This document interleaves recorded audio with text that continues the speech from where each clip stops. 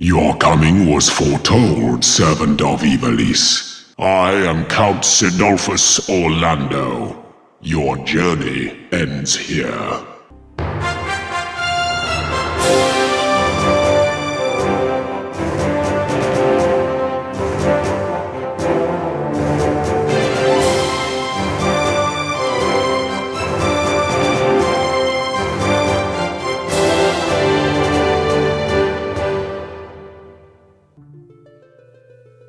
Oh, well, howdy there, y'all. Now, I'm about to head out and help out these paladins right behind me. They're in the building behind me there. They have a local demon problem that they asked me to assist with.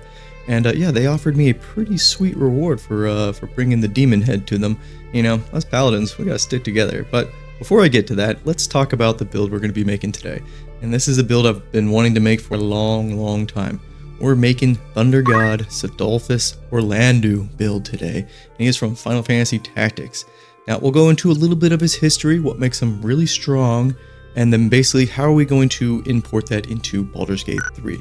Unfortunately, I don't think we can get every aspect of him down, and there are going to be multiple ways we can kind of build out his kit, and we're going to do the best we can. And of course, we're going to go through Act 1, Act 2, Act 3, and then a gameplay section at the end, and we'll talk about different options and maybe in a certain item that I think is pretty crucial for this build, but it's an item that is very easy to miss. But if you like Baldur's Gate 3 content with a more relaxed, fun style, less optimized, more on fun thematic themes, you know, consider hitting that like and subscribe button. We're on our way to 1K subs. Hopefully we get it by the end of the year. I think we will. And then yeah, let's get started with the build, and I'm gonna head down the creek and see if I can find that demon. Alright, and then here we are in game, and let's talk about Cid a little bit. What makes Cid so special in Final Fantasy Tactics? Well, a little bit of his history. He is a very renowned soldier, general, and he is he's a living legend. And so you would think that when you do finally like acquire him into your party, you're going to get like a watered down version of him. No, you get him in his prime. And that's something I think that sometimes like JRPGs, sometimes you have an antagonist or a morally gray character that you fight, and then eventually they do join your party, but you don't get the boss version of them. You get like the regular party version of them that kind of suck. But that's not the case for Cid. Like I said, you get him in his prime and he's an absolute monster. Now what makes him a monster is his unique job and then his equipment. Really quick with his equipment, it's really just Excalibur. It's a knight sword, and it gives him haste, and it also does a good amount of attack damage. Probably the most attack damage for a sword at that moment in time in game when you do get him. And then when it comes to his unique job, it's basically a class, by the way. He is the Sword Saint, which means he has access to every Holy Knight and Dark Knight sword ability, which makes him extremely strong. So he's not just a paladin. He knows basically both sides of the elemental wheel when it comes to light and dark. But for this video, we're going to focus on making sure our character has haste, and then also going to center the build around thunder damage, because again, the title he has is Thunder God Cid. But we're going to jump into character creator, and then after character creator, again, we'll go through the normal levels, and then we'll stop at certain points where I think there's a fork in the road as far as choices we can make, because essentially if you don't have the Drake Throat Glaive, which you get in Moonrise Tower in Act 2, if you kept the smuggler Roa Moonglow alive, she was in Goblin Camp. She was a smuggler down there. If she survives, then you'll see her at Moonrise, and you basically just want to get the item from her. And what makes this item so special is it basically allows you to cast elemental weapon on like any weapon you want in the game. So for us, it would be a greatsword, but you basically have to equip the weapon, throw what weapon you want to basically attune on the ground, and then just cast it on it, and then you can just switch weapon, and you'll keep the elemental buff on the weapon that you threw on the ground. The other way to achieve that effect is to go deep into Paladin, but going deep into Paladin, we do run into a spell slot economy kind of issue. Well, we're very limited on our spell slots, I should say. So we're going to try to avoid that, but if you can't, there's going to be two variations of this build that I think work really well, and I'll just show you the one that doesn't require the item, essentially. So let's get on to character creator. All right, and then really quick, character creator here, obviously, he's a human. We're going to go with Paladin. We're going to go with Oath of Vengeance. This is so we can get access to haste and also elemental weapon. Again, that'll be later on. That's pretty deep in Paladin. Background, soldier, folk hero, really doesn't matter that much. And then this is how you want your ability points laid out. We're going to be obviously focusing on strength and charisma. It's nice to have some constitution. We are going to be getting haste, so dexterity, not that important. And yeah, let's go ahead and move on to the leveling process. Oh, then yeah, Larian, can we get some more full chin strap beards? Because this is about as good as you get. So anyways, moving on. All right, and then hitting level 2 here. For the fighting style, you can go with defense or great weapon fighting. Going to be using a greatsword, so I'm going to go with great weapon fighting. And then prepared spells. So like I said at the beginning, Cid, he basically has access to every sort of spellblade type of ability. And so that fits really well with paladins in BG3 because we get, we get Searing Smite, you get Wrathful Smite, and you get Thunderous Smite. Thunderous Smite is the one we're going to be using basically the entire time. These other ones are really nice, but these different smites, these more elemental based ones, aside from your Divine Smite, they are very heavy on the action economy. As you can see from Wrathful Smite here, it's an action, it also is a bonus action, and then a concentration. That is a lot of things for just one spell, essentially. So that investment it's a little too much. Now you can build into this, but I just think it's a little bit too much. So we're really just going to be focusing on Thunderous Smite, which is just an action and a bonus action. And then when you use Thunderous Smite, you can also apply your Divine Smite to it as well. So you can do a crap ton of damage with this Smite. But these are the ones we're going to pick here for now. And then Command is really nice. And then Shield of the Faith, just a whatever concentration ability early on. We're not going to be too worried about that, honestly. And here at level 3, we don't really get too many important things. Oh, except for Bow of Enmity. This is actually really good. You want to cast this on yourself at the beginning of a fight, and then you'll get advantage on every attack. And this is really helpful for Paladin because I feel like out of all the martial classes, they are the most important to make sure they are hitting their attack rolls because they are basically like a single target, like destroying machine. So you really want to make sure they're hitting their attacks and decimating whoever they're attacking. The other one we get another ability that I didn't mention at the beginning, which is Inquisitor's Might, which is also a very good bonus action to cast on yourself. Gonna be a little bit more damage, but I like Bow of Enmity like a little bit more. Then prepared spells. None of this is that important. Just pick what you like, and we can move on to level 4.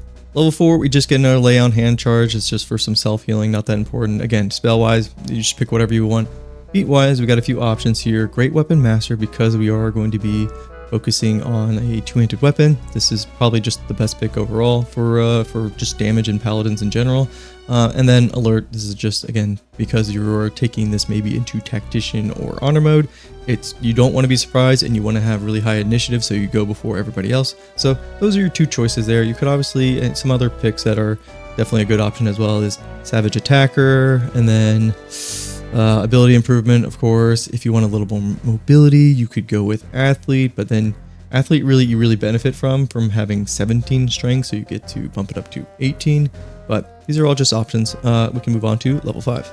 So level 5 is where we get, our second level spells, and we want to take Branding Smite, and we want to take Magic Weapon for the spells. Magic Weapon is kind of like a lesser version of Elemental Weapon. So this is what I'd be using for your concentration now, once you get it at level 5. And then also at level 5, we get Extra Attack, which is crucial for every single martial class, which is very excellent. And then Oath spells, because we're Vengeance, we also get Misty Step for, greater mobility. Now this is the first fork in the road when it comes to this build. If you do have the Drake Throat Glaive, you can then just go ahead, and this will be your last level into Paladin for now, and then we're going to switch over to Sorcerer, and then I'm going to show you a little bit of that, but for the majority of this build, I'm going to show you more on the Paladin side if you don't have the weapon, because there's a good chance maybe you killed the vendor accidentally, or maybe they're just missing in general. That does happen sometimes. But yeah, for right now, I'm going to assume that you don't have the weapon and you don't plan on really getting it, so we're just going to continue on with Paladin for now. And then level 6 here, we get Aura of Protection. This is just a nice way to ensure that you succeed those saving throws, especially if you have some allies around you. This is just an all-around great feature for a Paladin in general. And then prepared spell-wise, I took off what I wanted earlier. Prepared spell-wise, you can just, again, these are just up to you. The important ones, I would say, are Magic Weapon, and then obviously Thunderous Smite. I don't know why it took off my spells, but those are the two key ones I would focus on. This says your concentration, and this you're just using this whenever you really need to take down a target. And then that's really it for Act 1. And you're just smiting essentially for Act 1. That's what paladins do. That's what they're really good at. And we're just casting a magic weapon on ourselves. I wouldn't say this build doesn't get online until level 9, I would say. But yeah, that's essentially Act 1. It's really simple how to play a paladin. You know, you cast Vow of Enmity on yourself if you have a Vow charge. That way you have advantage, and then you just use Thunderous Smites, and then make sure you have your concentration of magic weapon on. It's just going to help you do a little bit more damage, and then have a better chance to hit. And this lasts until long rest, so you don't have to worry about it running out. So that's it for level 6. We can now move on to probably when you're going to be hitting Act 2, and Act 2 is probably when this build actually comes like fully online. So let's get into that. So starting Act 2, you're gonna you hit level 7 here, and then you're gonna get Relentless Avenger. This is just nice to have. Spell wise, nothing important here, nothing crucial. Let's go ahead and move on to level 8 here.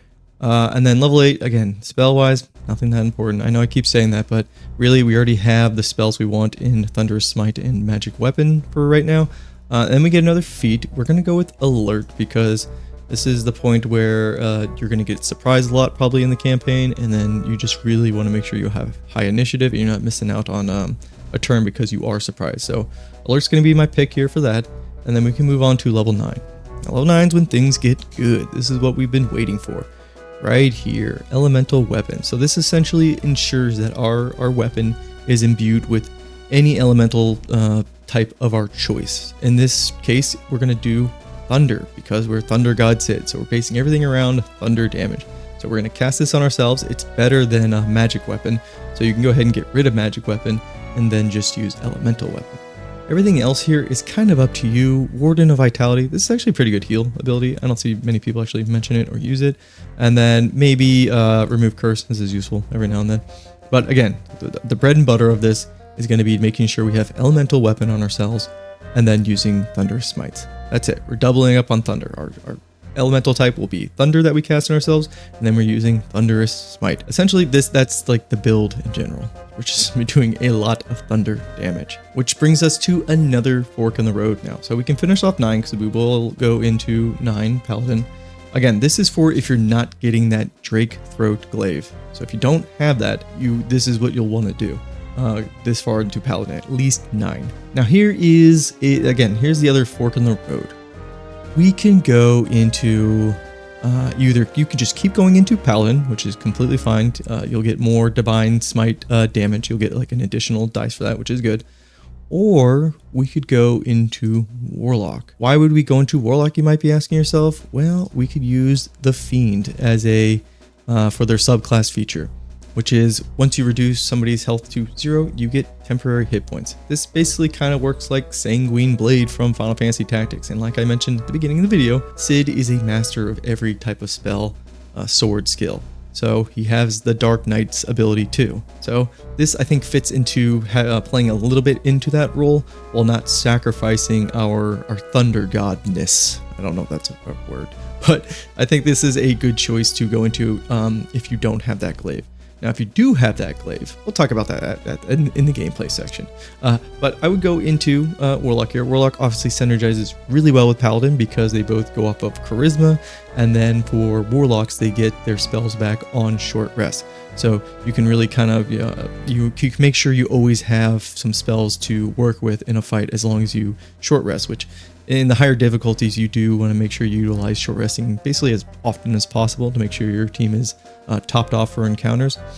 Spells here, not really anything important. Really, the only thing that we're jumping into Warlock for is their subclass feature here, which is Dark One's Blessing. But yeah, for spells, it's up to you. Hellish Rebuke is a good reaction, but again, spell economy wise, not the best for paladins. Even going into Warlock, it's a little rough.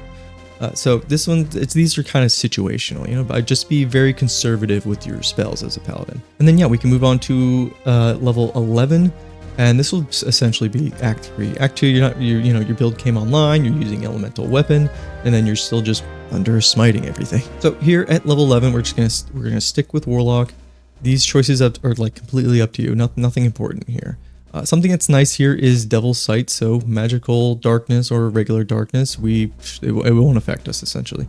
And then everything else is kind of up to you. Repelling Blast can be nice. If you want a little bit of a range ability, because as a paladin, you really don't have that many range attacks, or any at all, unless you have like a bow. But Agonizing Blast for your cantrip is really nice because it'll go off. It'll scale with your charisma modifier, which as a paladin that's one of our stats.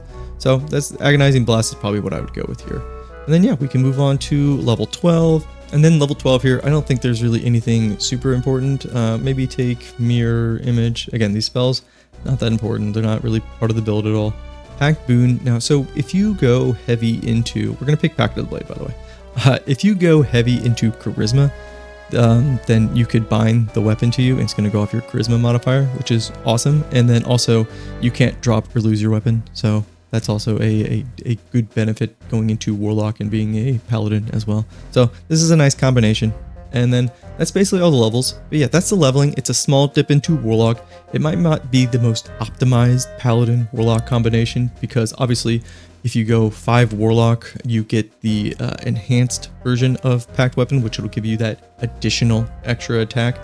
But we're trying to stick to a theme here, which is Thunder damage, Thunder God Cid. So we need that elemental weapon. And again, there's only 2 ways to get that in the game. So we have to go pretty heavy into Paladin. So now let's jump into the gameplay section. So here we are in the gameplay section.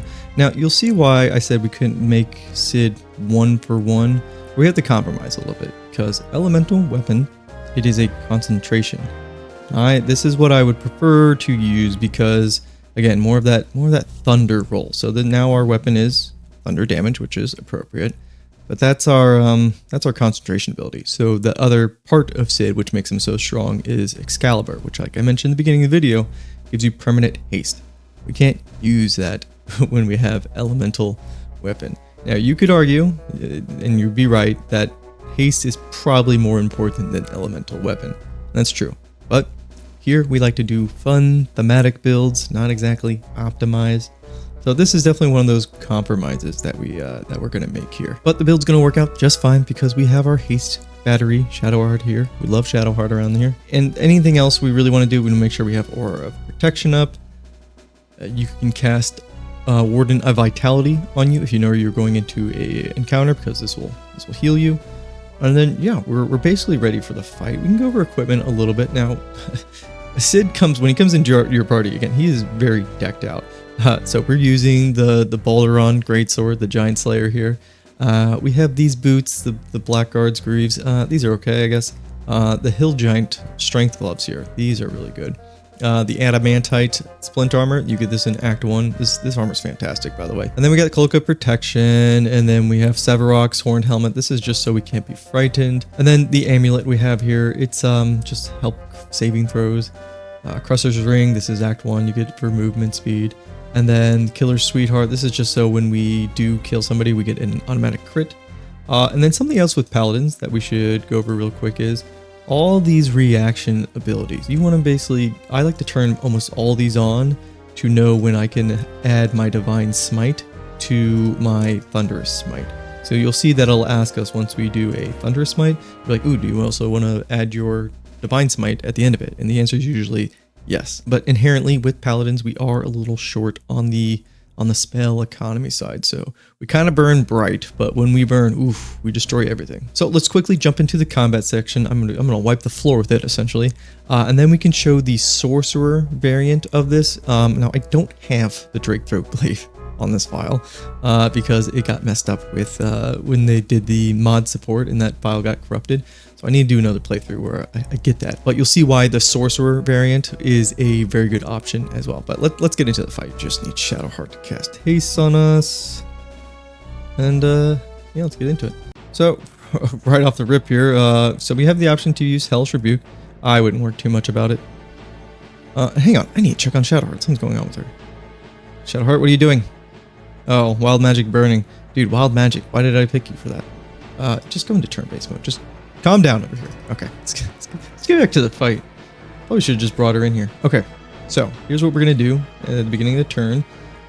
We could do Vow of Enmity, but then we can't do Thunder Smite. Thunder Smite is going to kill. We're going to kill anybody in our way, essentially. So we're going to move on over here. Let's take out the mage first. I can just show you how much damage we're going to be doing in general. So Thunder Smite, just level 1. So Luck of the Realms, that's always just, that's a, tadpole skill. Not required. So we did our thunder damage there, and you can kind of see how that broke down. So it did a 2d6, and then this thunder damage is just a 1d4. That's from our elemental weapon. Now, another variation of this that people might be thinking that was very good at the launch of the game was going Tempest Cleric because of Destructive Wrath. And that basically made sure this Divine Smite did a shit ton of damage. But they fixed it to where it only now affects the thunder roll damage here. So it would just be ensuring that you get 12 damage, which going into Tempest Cleric isn't a horrible idea. It's just, it's not really worth it anymore compared to saying just going like Sorcerer. But let's go ahead and just add our Divine Smite to the end of it. It's a lot of overkill. And we got, the temporary hit points from being a Warlock. So kind of feed into that darkness side that Cid is capable of. And then, yeah, we're just picking our next target here. We have got options here. We'll probably just take her out. She's not going to be... We didn't even need to Divine Smite her. She's going to die, and then we get more hit points. But we're just rolling. We're just absolutely just wrecking everybody here. Sure, why don't we just use Execution? It's just, oof. That's what makes Paladins so damn strong. I think that's all we can do for now. Yeah, we'll just end our turn because we can't reach them. We'll just end our turn. So while they're going, it is kind of a bummer about using Thunderous Smites is Great Weapon Master here. We're basically never going to be able to trigger it because our Divine Smite takes up our bonus action. And so when you trigger this extra attack, you use your bonus action. And we're not going to have access to that, unfortunately. But let's go ahead and just finish this off. Let's just maximize our damage here. It actually doesn't scale with anything, so it's not actually necessary. So you can always just do the lowest spell slot that you have available. And then the Divine Smite that you add on, this is where you're going to do even more damage. It's going to roll even higher. So add that at the end there. It's just another, it's 18. Well, let's just finish you off. Get a little bit of health back. Let's go over here and finish off our friend here. So even though we're not doing Thunder Smite every time, every one of our attacks is doing thunder damage because of Elemental Weapon. Well, that's why I think Elemental Weapon is pretty crucial for this build overall. And yeah, that's the fight right there. That's just how good freaking just Thunder Smite using that is, how much damage it adds up to, and then just Paladins in general being overpowered as shit. But let's now move on to the Sorcerer variant, and I'm not going to have the glaive, unfortunately, but I'll show why Sorcerer is a great choice overall for another option for this. So back here at leveling, real quick, you can see over here, I'm already level 10. I'm working on level 10 here. So I got 5 into Paladin, and we talked about why we went that far into Paladin. We want that extra attack as a martial character. But now we're level 5 Sorcerer, we're Storm Sorcery, and this is when we're going to pick up Haste. We can pick it up earlier in Sorcerer than we can in Paladin. And taking one more level into Sorcerer here, so level 6 Sorcerer, this is why we're taking that, Heart of Storm. So every time we do Thunderous Smite, it's going to do a small AoE of thunder damage. And it's kind of replicating how Lightning Stab works in Final Fantasy Tactics, because that ability also does a small AoE, or I guess a crossed shape AoE in that game. So kind of gives us that ability there. And then for spells, anything that does thunder damage, so in this case Shatter, it just is appropriate. Again, we're building into that Thunder God side of him as much as possible.